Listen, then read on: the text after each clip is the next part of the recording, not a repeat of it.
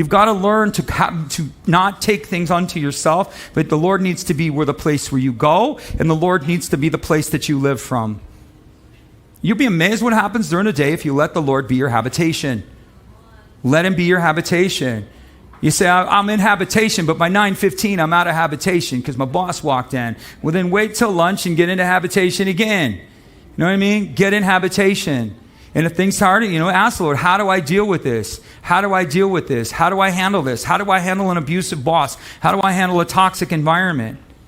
I could tell you stories. He could look at you and say, do you like the toxic environment, Kevin? I'm like, I can't stand the toxic environment. Well, then why don't you believe me for something better? You think this is all you need to have? You can, in different things. Or he may give you a ministry direction. He may say, don't go that way, do this. Don't react that way, do this. But I feel humiliated. Don't worry, I'm your God, they're not. I'm your source, they're not. He's your habitation. He's your refuge. If you make the Lord the one you run to, and you make the Lord the one you live from, no evil befalls you. Period. Who said period? Good girl. So here's what we're going to do. So we're going to take communion. So we're going to, do we have music? So we're going to take communion. And we're going to do